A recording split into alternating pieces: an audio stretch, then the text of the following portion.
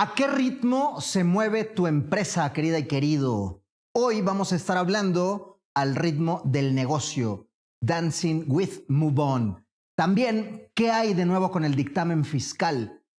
El reporte trimestral del SAT, ¿qué novedades nos tiene sobre su recaudación? Y ¿por qué no te están regresando o por qué la autoridad no te está devolviendo tus saldos a favor? Todo eso y más aquí en Sin Duda #Asesórate.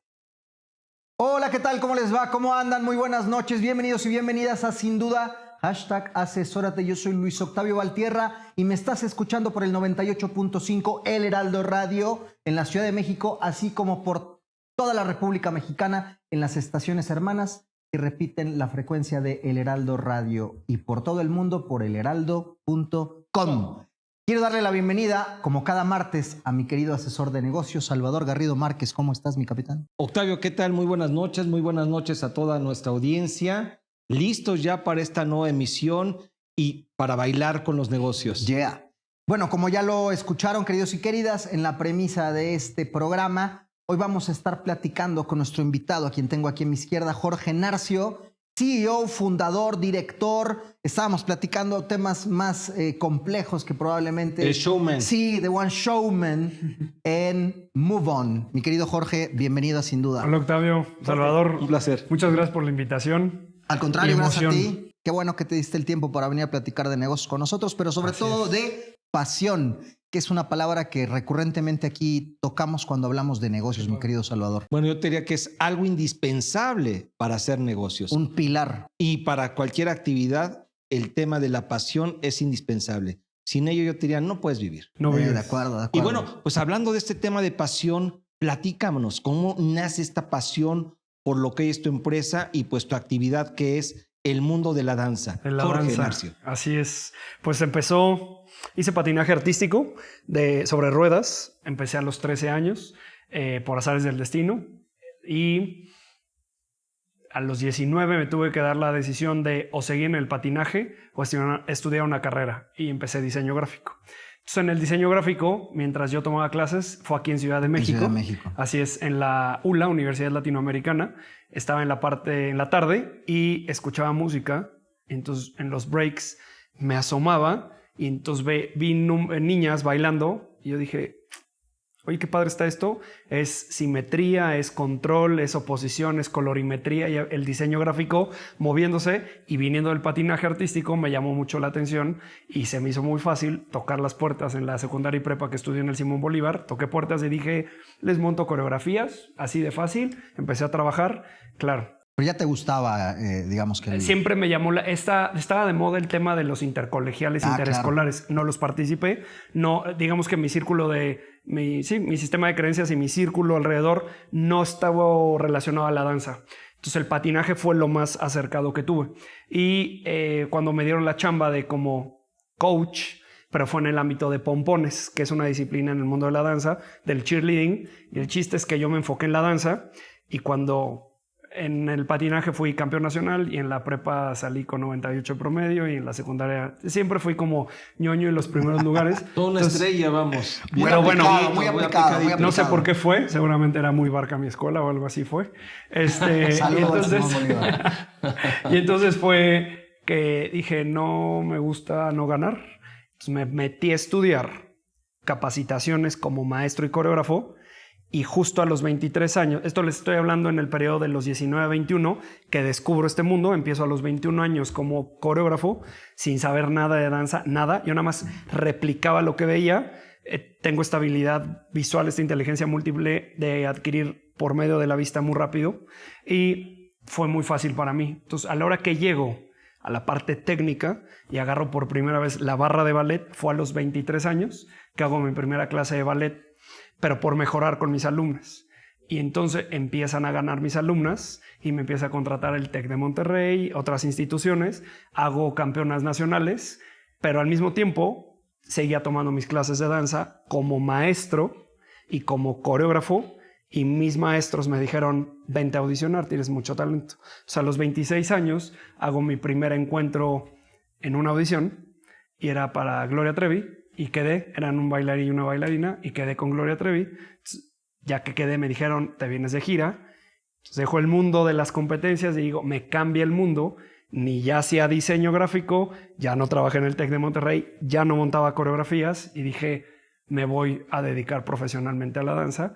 Vulgarmente le digo, me atreví a salir del closet como un apasionado de la danza y ahí dije, voy para adelante y así empezó. Empezó a los 26 con Gloria Trevi, después estuve con Paulina Rubio, estuve con Thalía, estuve con Faye, estuve también con Juan Gabriel, hice Sebastián Yatra, algunas colaboraciones con María José, con Dana Paola, estuve en Hoy No Me Puedo Levantar y en algunas otras obras, pero esa fue mi carrera de bailarín de los 26 a los 33 años y justo como extrañaba el mundo de las competencias, dije, quiero regresar, pero ya no en el mundo de las porras, sino en el mundo profesional de danza comercial y lo mío fue más hacia el jazz, hacia la parte contemporánea, la parte lírica.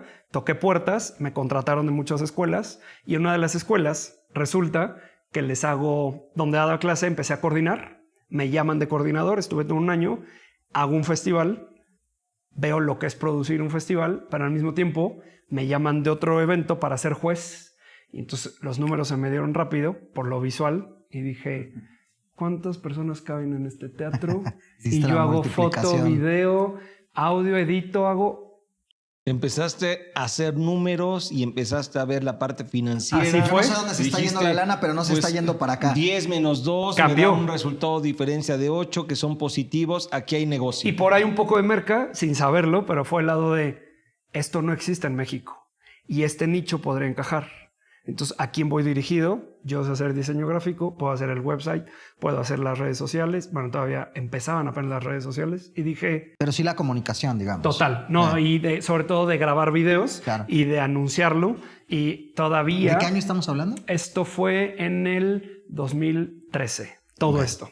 Hace 10 años, justo. Hace 10 años. Entonces, fue el año que empezó Instagram, si no estoy mal. Fue por esa época, 2011, 2013. Y pues ahí me cae el 20 y digo, no, ¿en qué fallé? Una semana después estaba con contactos y relaciones públicas sin saber lo que tenía yo.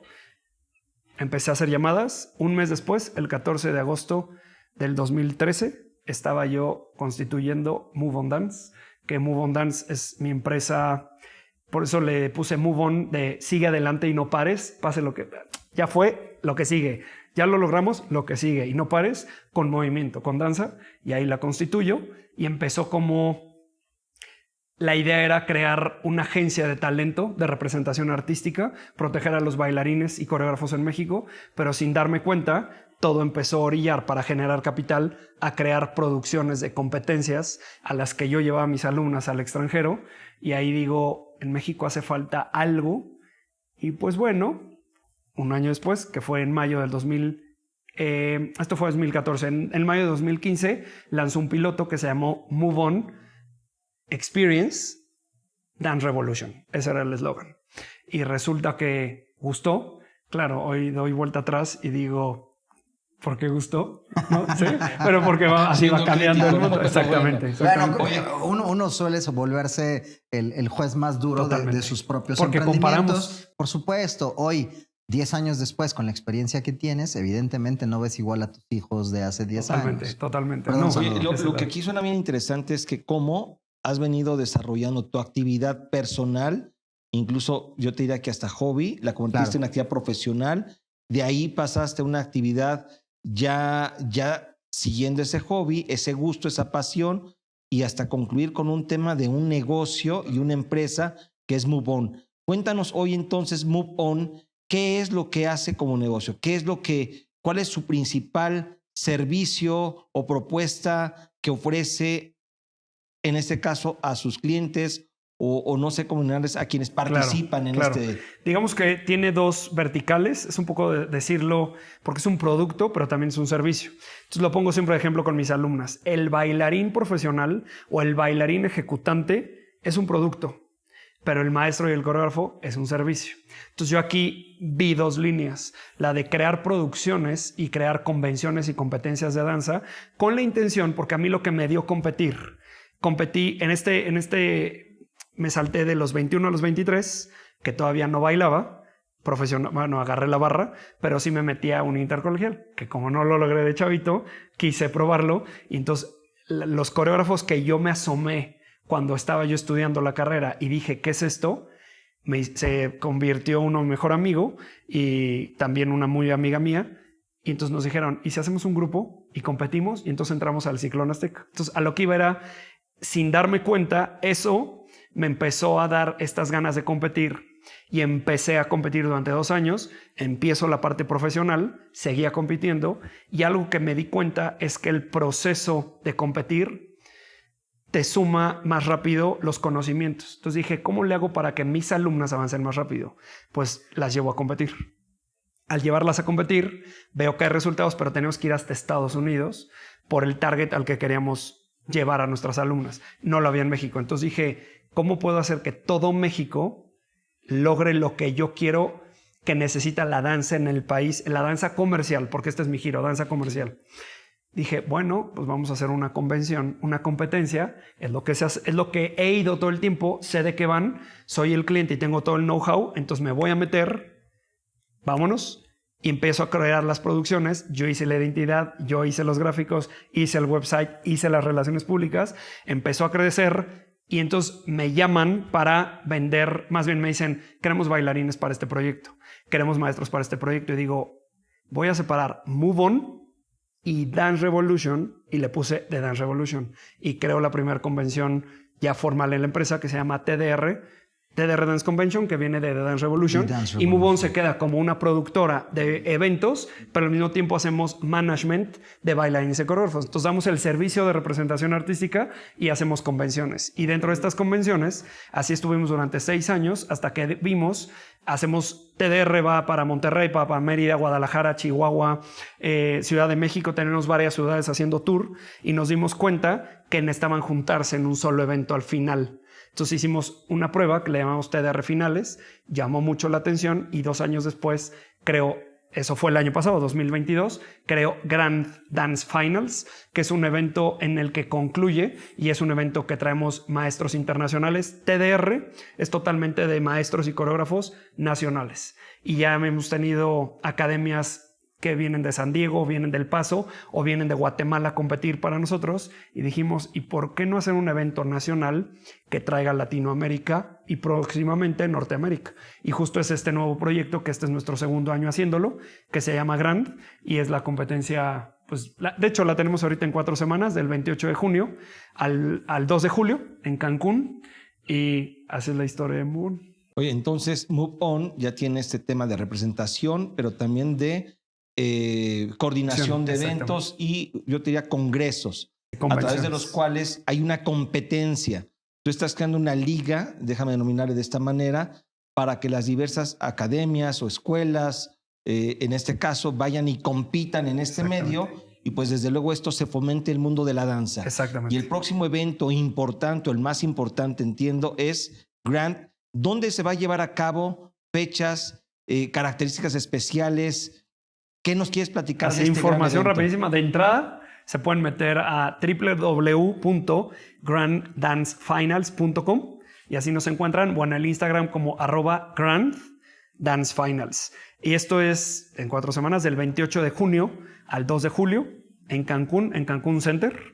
Y vamos a tener talleres, masterclasses, competencias, audiciones, seminarios, shows, exhibiciones. Digamos que es toda una experiencia de 5 días donde viaja toda la familia, papá, mamá con las competidoras, viaja al estudio de danza y aprovechan para hacer vacaciones. Oye, está bien interesante. Ahora, esto está dirigido en este caso para gente que le apasiona la danza. Y también de muchas edades, ¿verdad? Totalmente. Es más hacia amateur, sí, es totalmente gente que nos apasionamos por este arte, pero a nivel amateur o semiprofesional. Con la visión a ser preprofesional. Entonces abarcamos desde los 5 años hasta los 19 años. Son diferentes categorías, todo se divide por edades y por estilos. Tenemos desde jazz, ballet, hip hop contemporáneo, ballroom, tap, teatro musical, todo lo que tiene que ver con la danza comercial. Y tenemos un área que es a partir de los 19 años, de los 19 a los 23, para aquellos aspirantes a que quieren dedicarse a la danza profesional. También los tenemos ahí y los coachamos. Ok. Así es. Bueno, y bueno, lo que sí te puedo decir es que hay un mundo muy interesado en este tema de la danza. Sí, mucho. Los niños Es inherente se al ser apasionan. humano. A ver, lleva Sí, no, bailamos la historia por del ser humano. naturaleza. Es fenomenal. Exactamente. Estás hablando de la audiencia que tienes en este evento o que esperas tener en este evento. ¿Cuántas personas estimas tú que van a estar asistiendo? Es un proyecto más, llamemos como elite, y no por ser de la élite, sino vienen a competir Por el nivel de los competencia. mejores. Exacto, el nivel es alto. Entonces, pero para que tengas una idea, son más o menos 300, 400 bailarines, y si vemos mamá, papá, primo y los que vienen, es un público como de 1,200 personas, pero este es el embudo donde cierra, porque venimos de varias ciudades donde alrededor de la gira de TDR durante este año fueron más de 3,000 bailarines los que tuvimos. O sea, fíjate, este es el evento de 300 o 400 que ya son como las finales. Exactamente. Pero previamente en todos los eventos estás sumando 3,000 bailarines y gente que está más papás vinculada y todo con este esto. lado. Así es. O sea, hablando ya desde una perspectiva de negocio, pues tienes un mercado muy interesante porque, allá decías tú, el tema de la danza, el baile es algo que nos apasiona a muchos y pues sobre todo a los niños. Ahorita está con este auge de hacer actividad física, ayuda a la parte mental, la parte espiritual, la parte de expresión, desarrolla inteligencias múltiples. La coordinación física te ayuda al desarrollo intelectual, 100%. Así es. Oye, pues se nos fue el tiempo. Sí, como agua. Bueno, pues mi querido Jorge, un placer, muchísimas Octavio. gracias. Una última reflexión, comentario. Antes de despedirnos, me gustaría que nos regales las redes sociales de Move On. Claro que sí. Donde sea que te puedan De encontrar. Esta de Grand es @Instagram, y también en Facebook nos encuentran como Grand Dance Finals, y está el website www.granddance.finals.com. También les recomiendo que se metan a @TDR Dance Convention. Se van a llevar una enorme sorpresa ahí, como también en todas las redes sociales, o la página, el site, que es www.tdrdanceconvention.com, y la mamá, que es Move On, es by Move On. Así nos encuentran en redes sociales o en el website by Move On. Sí. Lo que sí te puedo decir es que probablemente hoy rompamos récord de audiencia, porque Jorge tiene, de verdad, jala mucha gente. A ver si es cierto. Un saludo Ya a todos los... me comprometieron. Los alumnos y alumnas de Move On, ya Sí, estamos ¿verdad? seguros Así que nos es. deben estar sintonizando. Así que les mandamos un fuerte abrazo. Y academias relacionadas, porque hay Todo. muchas academias alrededor de Move On. Muy bien, Muchísimo. pues queridos y queridas, no será la primera y última vez que escucharemos de Jorge Narcio en este Gracias. espacio. Así que mi querido Jorge, muchas gracias. Nosotros hacemos una breve pausa. Esto es 98.5 El Heraldo Radio. El programa es sin duda #asesórate. Ya regresamos. No se nos vayan. Bye bye. Asesórate. Asesórate. Asesórate. Asesórate. Asesórate. Asesórate. Asesórate. Asesórate. Asesórate. Asesórate. No nos cansaremos de decírtelo. Asesórate. Garrido Licona. Asesoría fiscal, legal, financiera y de negocios. Visítanos en garridolicona.com. Soy Luis Octavio Valtierra y me escuchas por el 98.5 El Heraldo Radio en la Ciudad de México y en todas las repetidoras a lo largo de la República Mexicana, así como en todo el país y otros países y el continente y otros continentes por elheraldo.com. Y ustedes dirán, ¿este señor que está a la izquierda del bigotón no había estado recientemente? ¿Será acaso que el dictamen fiscal nuevamente es noticia? Y dicen bien, queridos y queridas, nuevamente está con nosotros Juan José Arcos Sánchez, socio de Garrido Licona, para traernos novedades sobre el dictamen fiscal. Mi querido Juan José, bienvenido a tu espacio. ¿Cómo te va? Juan José, buenas noches. ¿Cómo estamos? Buenas noches. Un gusto tenerte nuevamente. Gracias a ustedes por la invitación y al público por Creíamos que escucharnos. ya nos habíamos quitado esto de encima. ¿Qué nos vienes a decir ahora? ¿Qué está pasando? Mira, aquí realmente lo que está pasando es que si tuvimos algún incumplimiento de disposiciones fiscales o algún tema en nuestro dictamen fiscal, el contador público está obligado a informarlo a la autoridad fiscal dentro de los 30 días siguientes a que se presentó el dictamen. Correcto. Vamos a decir el 15 de junio. Y evidentemente ahí va a decir, oye, pues tal contribuyente incumplió en estos aspectos. Y obviamente, bueno, dirán, bueno, las empresas aquí, ¿qué tienen que ver? Bueno, evidentemente van a decir del contribuyente que no hizo correctamente. Y yo creo que es el momento en que debemos de analizar conjuntamente con el auditor qué es lo que va a decir y sobre todo prepararnos por si la autoridad fiscal nos llega a revisar ese aspecto, tener todo nuestro defense file, tener toda nuestra documentación debidamente integrada, y soportada para efectos de que si llega la autoridad, pues podamos atenderla debidamente y no tengamos ninguna observación que pudiera afectar el patrimonio de nuestras empresas. Sí. Ok. Creo Yo que eso quisiera, perdón, Juan José, yo quisiera para recapitular rápidamente en beneficio de quienes no han estado en emisiones anteriores. Recientemente las empresas debieron haber cumplido, hablando de grandes contribuyentes que son empresas con más de 1.600 millones de pesos de ingresos, aprox, debieron haber presentado el dictamen fiscal, es decir, un reporte fiscal ante la autoridad en donde un contador público independiente registrado ante el Servicio de Administración Tributaria presente la información sobre el cumplimiento de obligaciones fiscales de la empresa que está dictaminando, auditando. Ese dictamen debió haberse presentado el 15 de mayo. Sí, así es. 30 días después, este mismo contador que dictaminó las obligaciones y el cumplimiento de las mismas en la empresa debe de presentar un reporte de observaciones Exactamente. a más tardar 30 días después. Es decir, está obligado a revelar los pecados y entrega un informe Si es que los de esos hubiere. pecados que identificó en su dictamen.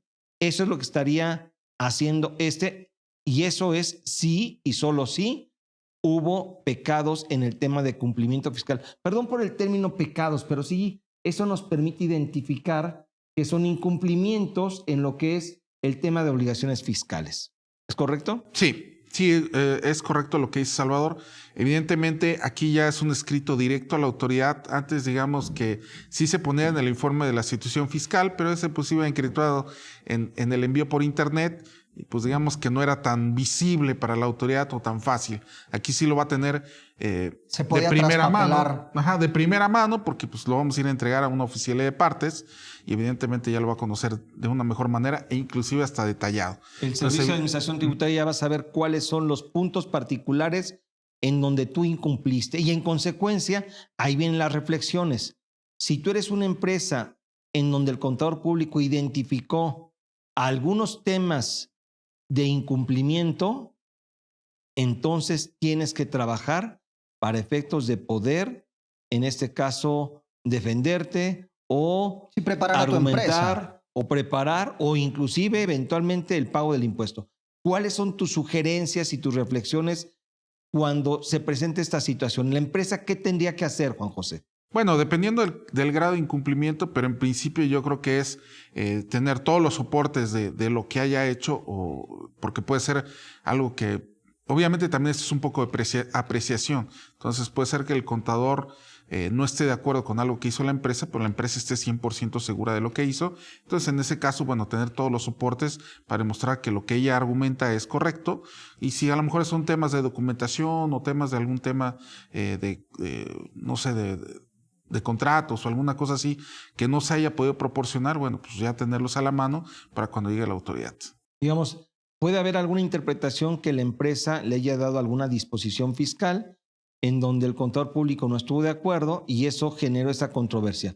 Este contador lo va a informar al Servicio de Administración Tributaria, pero no quiere decir que la empresa esté mal, es la apreciación del contador. Claro. Y por ende, la empresa tiene que soportar el criterio que tomó y poner en la mesa todos los argumentos que soporten este criterio. O en su caso, falta de documentación, como pueden ser pues, documentos relacionados con la materialidad, con temas de contratos, FDIs, etcétera, que por alguna razón no se proporcionaron durante la revisión.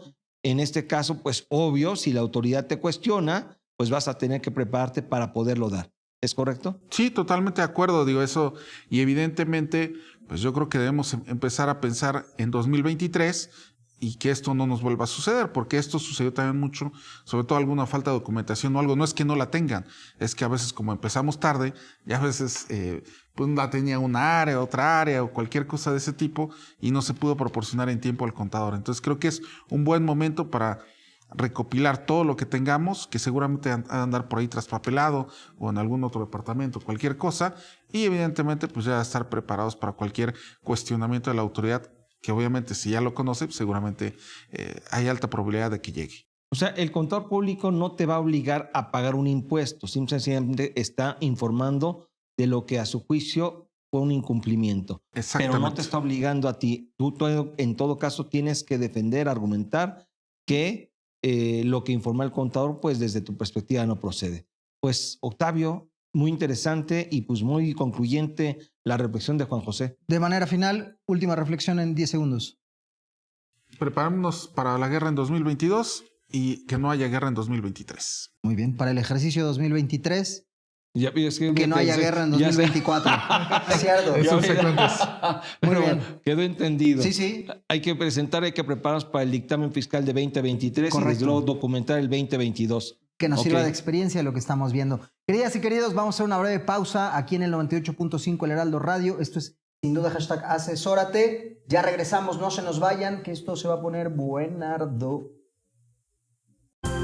El outsourcing no es indebido y no ha desaparecido. Hoy se le conoce como servicios especializados. Lo que es indebido es que tú o tus proveedores no estén correctamente registrados ante la autoridad y no cumplan con los requisitos establecidos. Esto puede traerte consecuencias fiscales, legales e incluso penales. Evita riesgos innecesarios. Contáctanos. GL Working.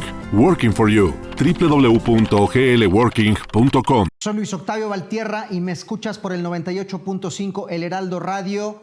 Dando continuación a nuestro programa el día de hoy, tenemos a nuestro invitado, Paolo Espinosa, socio en litigio y controversia por Garrido Licona, a quien le damos la bienvenida. ¿Cómo estás, mi querido Paolo? Muy bien, mi estimado Octavio. Salvador, encantado de estar de nuevo Un con placer, ustedes. Pablo. El hombre estadística, porque Paolo siempre nos trae datos duros. Empresario, abogado y estadístico. Y estadístico. Estadista. Sí, siempre nos trae datos Estadístico. duros. Sí. Nos trae datos duros que tienen que ver con la autoridad y este día no es la excepción. Hoy nos traes el reporte trimestral de recaudación del SAT, pero lo vamos a abordar desde un enfoque de mitos y realidades para que agarre un poco más de sabor esta charla, mi querido acuerdo. Paolo. Sí, Oye, perfecto. a ver, mito, realidad, la autoridad está recaudando más impuestos, Esa es una realidad. ¿ok? Si nosotros tomamos en consideración las estadísticas de 2022 versus 2023, te puedes dar cuenta como primer dato estadístico que el promedio de recaudación por cada peso que el SAT invertía en fiscalización en 2022 era el retorno de 128 pesos. Es decir, el SAT gastaba un peso y le regresaban 128 pesos durante todo 2022. Y solo en el primer trimestre de 2023, por cada peso que el SAT destina en fiscalización, le están retornando 160 pesos. ¡Pum! ¡Pum! Entonces, aumentó 30 pesos. ¿Eso qué significa? Que algo están haciendo bien y están recaudando y fiscalizando más, pero sobre todo recaudando. Tecnología creo que viene de la mano con este proceso de fiscalización. Yo quiero agregar algo, que hablando de números duros, comparando el trimestre primero de 2023 respecto al primer trimestre de 2022, el incremento en la recaudación fue de un 17%. ¿Sí? En un trimestre. O sea, quiere decir que en ese tema va muy bien. Y eso es positivo desde una perspectiva de economía y de país, porque en la medida en la cual el gobierno tiene más ingresos, tiene más recursos, pues puede destinar esos recursos a una mayor inversión en infraestructura, en educación, en seguridad, que mucha falta hace y que espero que esos recursos sean invertidos correctamente. Fíjate que de esta declaración o de este fact que nos da nuestro querido Paolo Espinosa, surge un segundo mito o realidad. Ya tú nos dirás, ¿esto deriva de que han aumentado los impuestos? ¿La mayor recaudación se debe a que aumentaron los impuestos? Eso es un mito. No ha habido una reforma fiscal, entonces no hay nuevos impuestos. Realmente la recaudación se atribuye a mejores y mayores actos de fiscalización. Recordemos que existe un programa de vigilancia profunda y cobro coactivo, está el Plan Maestro de Fiscalización y entonces el SAT ha apuntado más finamente las auditorías y las programaciones de las mismas y eso es lo que ha logrado la mayor recaudación, pero no hay nuevos impuestos, no hay más impuestos. ¿Ok? ¿Algo que agregar, mi querido asesor de negocios? Pues coincido completamente con Paolo. Me parece que la estrategia de fiscalización, sobre todo yo diría muy dirigida a grandes contribuyentes, a empresas que ya están cumpliendo, o ha dado grandes frutos. En este caso me parece que es acertado lo que están haciendo las autoridades. Sin embargo, creo que habrá que trabajar por parte del fisco en otras áreas de oportunidad y de recaudación que también pueden ser muy importantes. Okay. Ya lo decíamos en la primera respuesta sobre los montos y sobre los porcentajes en el aumento de recaudación, y yo dije ahí a manera de pie de página, la tecnología. ¿Es mito o realidad que la tecnología y digamos que el volumen de información que tiene la autoridad ha sido un factor? Es una realidad. Es un hecho conocido que el SAT ha implementado y ha mejorado sus sistemas tecnológicos para atraer una mejor recaudación. Y les voy a poner un ejemplo. Desde hace algunos años el SAT creó algo que se llama Programa de Vigilancia Profunda y Cobro Coactivo. Y entonces es en donde el SAT, a través de sus bases internas, compara lo que han hecho o dejado de hacer los contribuyentes, y es en donde botan algunos picos de comportamientos atípicos. Y con este programa, en el primer trimestre de 2023, el SAT ha logrado una recaudación de 61,000 millones de pesos, que si comparamos ese primer trimestre con el primer trimestre de 2022, hay un incremento de recaudación en un 24%. Entonces, y esto lo logró a través de tecnología.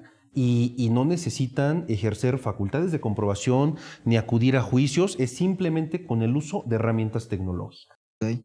Oye, algo que por ahí inclusive nuestro presidente ha dicho en repetidas ocasiones, lo llevo al plano del mito realidad. ¿Es cierto que las grandes empresas no pagan impuestos? Eso es un mito. Es un mito e inclusive es un dato que también nos arroja el informe tributario, porque de todo el padrón de contribuyentes en México, hoy los grandes contribuyentes ni siquiera representan el 1%. El porcentaje que abarcan los grandes contribuyentes es del 0.02%, es decir, casi 12,000 contribuyentes. Pero lo que llama la atención, de acuerdo a la estadística, es que en este porcentaje tan bajo se aloja el 48% de la recaudación en México. Entonces, los grandes contribuyentes sí pagan impuestos. Okay. Esa es una realidad. Sí, yo creo que definitivamente eso es un dato que se ha manejado de una manera incorrecta, porque habrá empresas, y no hablo de grandes contribuyentes, sino todo tipo de empresas, que quizás han abusado, pero el mensaje no es el correcto. Me parece que hoy los grandes contribuyentes y los empresarios y empresas están cumpliendo con el tema de pago de impuestos. Y yo creo que esa parte sí es indispensable destacarla.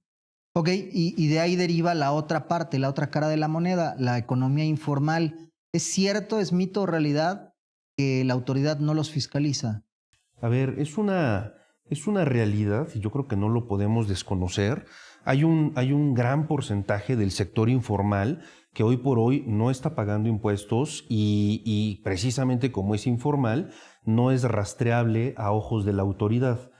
Sin embargo, algo que también a mí me gustaría destacar es que había mucho sector informal que desde la creación del régimen de incorporación fiscal se ha venido a este nuevo régimen. Y de acuerdo al informe tributario, también lo que establece es que ya al primer trimestre de 2023 hay 3 millones de recicos, lo cual implicó una recaudación de 10,000 millones de pesos. No es una cifra exorbitante, pero lo que está llamando mucho la atención es que si comparas los contribuyentes que decidieron incorporarse a este régimen de 2022 a 2023, se incrementó esta cifra en un 45%. Entonces, la mayoría de ellos, o algunos de ellos, porque tampoco quiero decir la mayoría, estaban en un sector informal y están pasando poco a poco a este sector formal. Digo, quedan muchos dentro de la informalidad, pero sí es una realidad que no están fiscalizando a ese sector. Okay. Yo creo que ahí es un área de oportunidad que tenemos, en este caso el gobierno y en particular el fisco federal. Es más fácil fiscalizar a unos cuantos, pero ahí hay una forma en la cual podemos lograr una mayor recaudación, pero también una equidad tributaria. Me parece que algo que muchos empresarios, empresas y en general todos nos quejamos, yo diría que eso, es que busquemos que todos paguemos impuestos y sobre esas bases es algo que deberíamos de empezar a fiscalizar. Y me parece que ahí hay una gran oportunidad para recaudar e incrementar sustancialmente, aún más de lo que hoy en día se está recaudando, el monto de los impuestos. Es correcto. Estimado Paolo, otro mito o realidad, que la autoridad está fiscalizando a los famosos EFOS, los factureros, los que simulan operaciones. Es una realidad. Cada vez se ven más y mejores fiscalizaciones hacia las empresas de outsourcing indebidas, hacia las empresas que vendían facturas, hacia todos estos esquemas agresivos que cada vez con el uso de tecnología el SAT los ha venido detectando y pulverizando o acabando. Y si hay una persecución, dicho en buenos términos, sobre la erradicación de todos estos esquemas que yo creo que no son sanos para nadie y no solamente para la recaudación. De acuerdo. Pues por último tenemos ahí otro mito o realidad, mi querido Paolo, para consultarte y que va muy vinculado con el siguiente bloque. ¿Es mito o realidad que la autoridad no te devuelve impuestos, en este caso cuando tienes saldos a favor? Eso es un mito. Y de hecho lo que marca la estadística en 2023, en este informe tributario, es que en estos 3 meses el SAT ha devuelto alrededor de 239,000 millones de pesos. Pero si comparamos esta cifra con el mismo periodo de 2022, hubo un incremento de devoluciones en un 15%. Okay. Entonces, evidentemente se tiene que seguir todo un procedimiento. Hay un requerimiento en muchas ocasiones por parte de la autoridad para verificar la procedencia de esos saldos a favor, la materialidad, razón de negocios, etcétera, pero sí están devolviendo cada vez más las autoridades. Pues así las cosas, mi querido Salvador. Señor Paulo Espinosa, socio en Garrido Licona, especialista en litigio y controversia fiscal, le agradecemos mucho. Y estadista, nuestro estadística. Bueno, queridas y queridos, nosotros vamos a hacer una breve pausa en este espacio titulado Sin Duda #Asesórate. Nos están escuchando por el 98.5 FM, El Heraldo Radio, por todas las repetidoras en la República Mexicana y en todo el mundo a través de elheraldo.com. Así que, queridos y queridas, hacemos una breve pausa y ya regresamos con ustedes. No se nos muevan. Si tu negocio necesita capital, somos tu mejor amigo. Cumpel Capital te ofrece arrendamiento, financiamiento, crédito, factoraje, movilidad y una amplia gama de soluciones a la medida. Visítanos en cumpel-mediocapital.com. Cumpel Capital. Seamos Cumpels de negocios.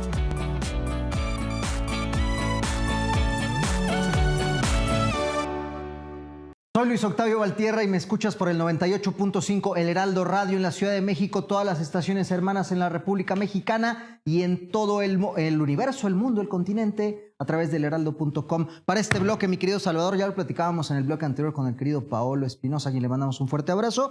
En los últimos mitos y realidades, mi querido Salvador Garrido Márquez, platicábamos sobre temas de recaudación, si es un mito o una realidad que la autoridad no te está devolviendo los impuestos. Y a propósito de eso, hoy traemos 2 invitados para respondernos esa pregunta, pero con profundidad. La pregunta, la analogía, queridos y queridas, es ¿por qué la autoridad no me está devolviendo mis impuestos? Y para estos efectos tenemos a Marco Chavarría, socio en Garrido Licona, a quien le doy la más cordial bienvenida. Buenas noches, Octavio. ¿Cómo te va? Salvador, un placer. Luis Eric, buenas noches. Y haciendo su debut en esta segunda temporada del Sin Duda #Asesórate, nuestro asociado también experto fiscalista, asociado en Garrido Licona, Luis Eric Sánchez Garrido. Hola Octavio, buenas noches, Al. Luis Eric, ¿qué tal? Hola, ¿cómo estás? Marco, Tristes, por cierto, americanistas, no fueron campeones y derrotados por las Chivas. Tristes pero Afortunadamente, contentos porque las Chivas tampoco fueron campeones. Bueno, es una mesa de americanistas. Y Pumas. Yo soy la excepción, yo soy de Pumas, ustedes bien lo saben. Yo soy Puma. El caballero también es de Pumas. Bueno, pero vamos a ponernos serios porque este es un programa de negocios, no un programa de fútbol. Así que, mi querido Marco Alberto Chavarría Orozco, a ver, explícame, ¿cómo es que si Paolo me acaba de decir que la autoridad sí está devolviendo saldos, sí está devolviendo impuestos, hay empresas que están en problemadas y no los están recibiendo o no les están devolviendo. ¿Por qué? ¿Por qué a estas empresas no les están devolviendo? Marco Chavarría. Mira, esto se debe a una simple razón, y es que algunas empresas no están demostrando la existencia de los saldos a favor. ¿Y por qué se origina esto? Porque no están cumpliendo con toda la información que les está requiriendo las autoridades. Ok. Bueno. No, por favor. Hablando de esa información, en este caso, ¿cuál es la información que generalmente requieren las autoridades y las empresas no están proporcionando? Sí, principalmente, Salvador, iniciando de un origen, las empresas lo que tienen que demostrar es el origen del saldo a favor, de dónde deriva ese saldo a favor, ¿no? Entonces, principalmente es esa parte del origen y también de dónde proviene el dinero con el cual se pagaron los gastos, es decir, si hubo un financiamiento, si hubo un préstamo, algo, por donde ellos obtuvieron el flujo para pagar esos montos, ¿no? Bueno, el origen en este caso particular se refiere a que, el saldo a favor que se generó se derivó de inversiones o de erogaciones que la empresa realizó. Las erogaciones están vinculadas con adquisición de mercancía, con importaciones, con temas de servicios, con cualquier concepto que haya dado lugar a que yo pagué IVA, que me trasladaron mis proveedores de bienes y servicios. Y ahí es donde yo debo demostrar que esos bienes y servicios, en este caso que adquirí y por los cuales me trasladaron el IVA, obviamente son reales, existen y son la razón por la cual se genera el saldo a favor. ¿Es correcto? Sí, es correcto, y es exactamente, lo podemos dividir como en dos. En las empresas que de forma rutinaria tenemos saldos a favor, como bien dijiste, empresas que exportan, que importan demasiado, dependiendo de su operación, les da un saldo a favor natural. Pero también hay empresas que por alguna operación inusual o por alguna, tú lo acabas de decir, alguna inversión, están obteniendo un saldo a favor. Esas empresas son las que en algún momento dado puede estar un poco más emproblemadas. ¿Por qué? Pues por el hecho que las autoridades se les hace raro. Entonces, lo primero que va a preguntar las autoridades, ¿de dónde obtuviste los recursos para poder obtener ese saldo a favor? Sí, de esa inversión. ¿Con qué lana? Exactamente. Tú estás pagando, ¿de dónde proviene ese recurso? Para efectos de determinar si incluso tú eventualmente omitiste el pago de impuestos. Por ejemplo, tienes ingresos por los cuales no estás pagando impuestos y resulta que me estás pidiendo saldos a favor, ¿no? Y es algo que ya lo sabe. Entonces ahí es el principal punto. Primero, demostrar de dónde salen mis recursos. Si es de mi operación normal o de algún financiamiento, de alguna aportación de capital. Y es de entrada lo que te va a preguntar la autoridad y se lo debes de responder y darle información clara. Y si esos ingresos dieron lugar al pago de impuestos. Correctamente. Por ejemplo, si tienes tus ingresos, en este caso que son los recursos que te permiten adquirir bienes o servicios, ok, esos ingresos pagaron impuestos. Si es financiamiento, pues obviamente con quiénes estás obteniendo esos financiamientos y bueno, todo lo que es el tema del origen de los recursos.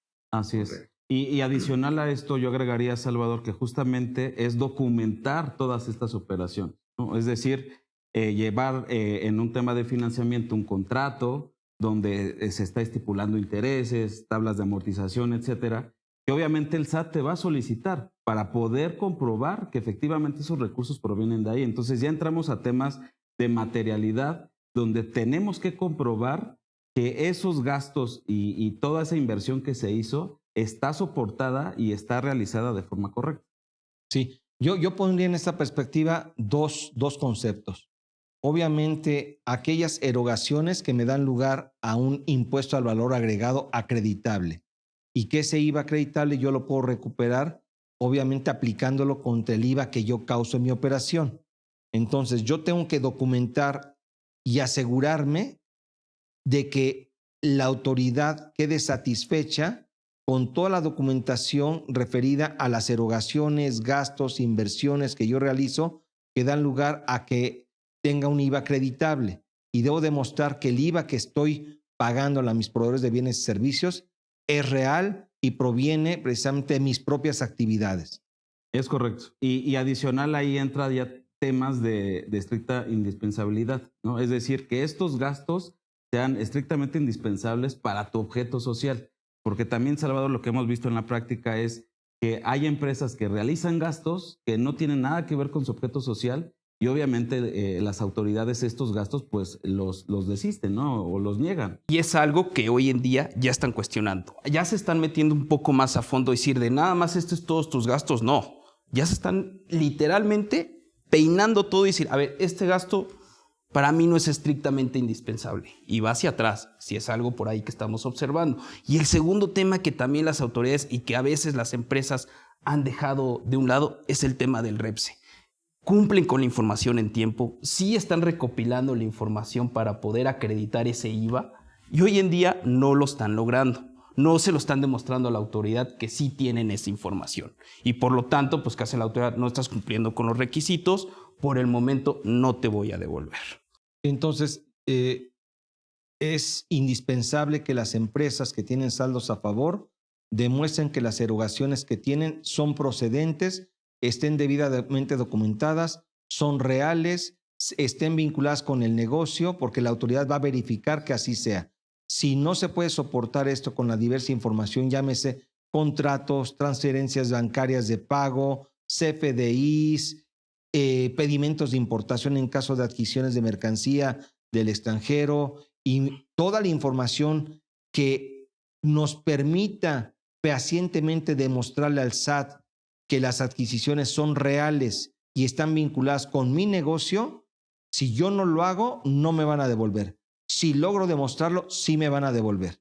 Y por otro lado, también el tema de los ingresos. Debo de asegurarme que los ingresos que yo perciba sí están siendo sujetos del pago del impuesto. Esto quiere decir que pague el impuesto por mis ventas, por los servicios y por todos los conceptos que representen un ingreso.